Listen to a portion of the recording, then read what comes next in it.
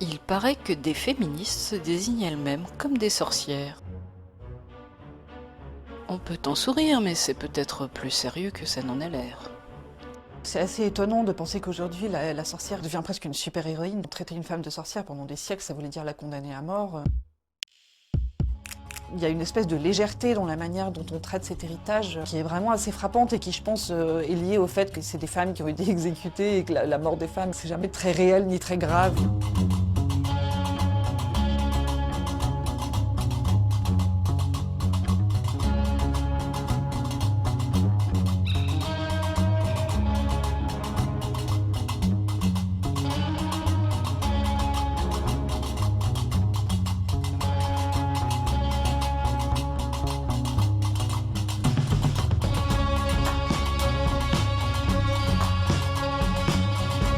C'était beaucoup les veuves, les célibataires, les femmes qui n'étaient pas sous le contrôle d'un homme en fait. C'était aussi les vieilles femmes et beaucoup de vieilles femmes ont été brûlées à l'époque. La vieille femme, c'est aussi la femme qui finalement n'est plus utile pour le pouvoir patriarcal. Elle a perdu sa force de travail, souvent elle peut plus faire d'enfants, elle est plus considérée comme agréable à regarder. Tout comme Jeanne d'Arc, devenue ensuite une héroïne nationale et même une sainte, bon nombre de femmes accusées de sorcellerie ont subi d'affreux supplices parce qu'on les croyait inspirées par le diable. Rends-toi, satanique! En ce qui me concerne, je ne crois en rien de surnaturel, ni divin, ni démoniaque, je ne crois pas aux esprits, ni à la magie, et je ne crois pas non plus que les extraterrestres visitent la Terre en secret. Mais il est intéressant de voir ce qu'est devenu une des figures de sorcières les plus célèbres de ces dernières années. Today, we are launching a campaign called He for She.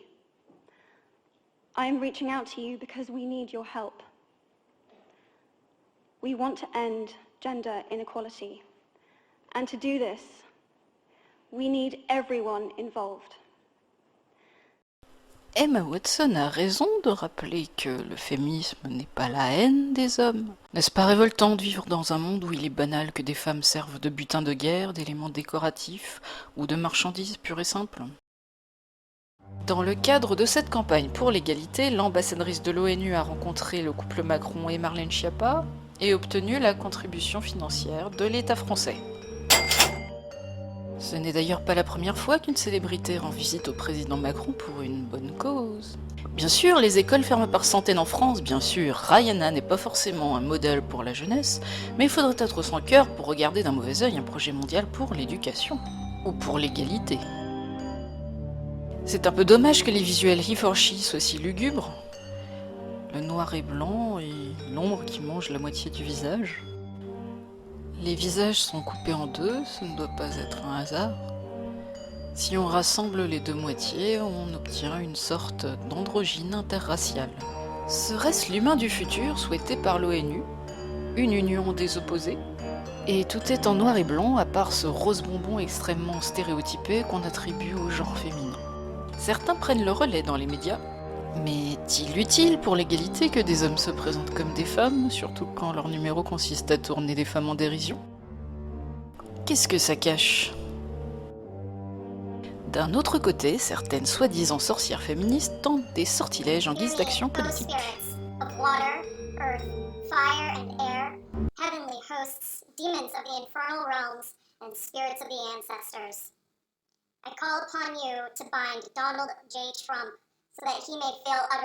Il y a une cabale contre Donald Trump, c'est le cas de le dire. Cependant, jusqu'ici, la formule a l'air plutôt inoffensive et même inefficace. Rien de bien méchant en somme. Toutefois, j'ai remarqué quelques aspects légèrement plus dérangeants. Par exemple, une manifestation féministe en Espagne où une poupée est battue et brûlée à la manière d'un rituel vaudou. Certains affirment que c'est une manifestation pour l'avortement et que la poupée représente un fœtus. Seulement, si on regarde d'un peu plus près, la poupée porte une cravate. C'est donc plus probablement l'effigie d'un homme, et ça paraît moins choquant, même si ça ne fera pas forcément plaisir aux hommes. C'est un peu violent, quoi. Les sorcières sont censées jeter des sorts. J'attends des résultats pour les prendre au sérieux. Après tout, qui croit en la magie, en dehors de ceux qui vont chez la voyante ou chez le marabout du quartier? Peut-être un dénommé Crowley, occultiste de profession et auteur de manuels de magie. Je crois avoir déjà vu ce symbole d'un œil dans un triangle. Un prédécesseur français de Crowley, admis en loge, n'a pas manqué de souligner les rapports entre les symboles maçonniques et la cabale juive. Le même Eliphas Lévy, catholique à l'origine comme son pseudonyme ne l'indique pas, est également l'auteur d'une représentation de la chèvre sabbatique, autrement appelée Baphomet de Mendès. Ce Baphomet est semblable à la chèvre du sabbat des sorcières peint par Goya, également initié à la maçonnerie. Coïncidence. Le tableau évoque des sacrifices d'enfants. Or, ce même Baphomet s'invite à la fois dans des vidéoclips et dans des séries comme Les Nouvelles Aventures de Sabrina, où on trouve des scènes de sacrifices humains et de cannibalisme. Bien sûr, il ne s'agit que de divertissement. Et l'église de Satan a dû être fondée pour rire.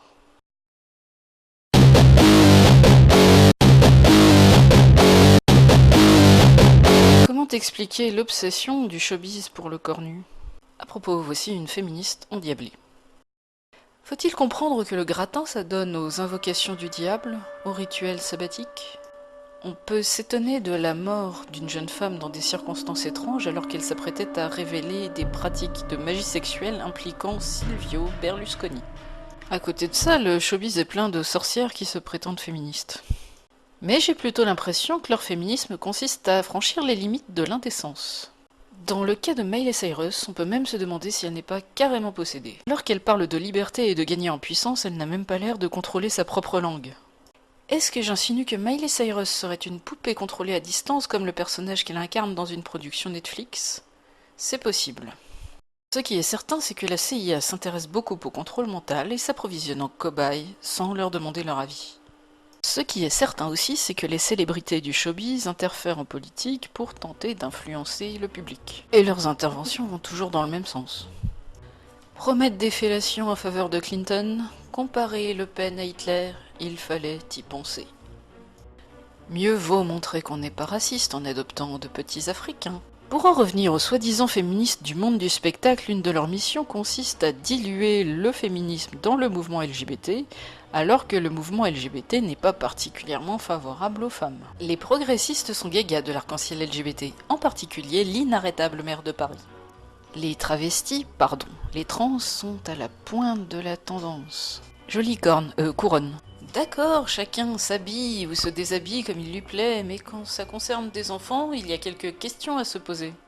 À ce propos, je dois reconnaître que j'ai eu tort au sujet de la manif pour tous. Je croyais que c'était un délire moyenâgeux et je me suis aperçu que c'est la réalité qui est délirante. J'étais bien contente que le gouvernement promette de s'attaquer aux stéréotypes de genre, mais je ne m'attendais pas à ce qu'une forme de vie qui se prénomme Arnaud et qui porte une barbe refuse d'être identifiée à un homme. Ça, je ne l'avais pas vu venir. Et avec l'appui de la presse dite sérieuse. Le doute n'est plus permis, les médias et même les programmes scolaires banalisent, y compris aux yeux des enfants, la prétendue dysphorie de genre qui fait qu'un garçon veut devenir fille ou vice-versa. Et des médecins inversent le système hormonal d'enfants qui n'ont même pas atteint la puberté. Tavistock, j'ai entendu ça quelque part. Je prédis que sous peu, des célébrités feront l'apologie du changement de sexe à volonté. Mais surtout d'un mélange des deux sexes qui rappelle curieusement une certaine créature. Étonnant, non? Bref, on est très loin de la défense des droits des femmes, des hommes ou des enfants.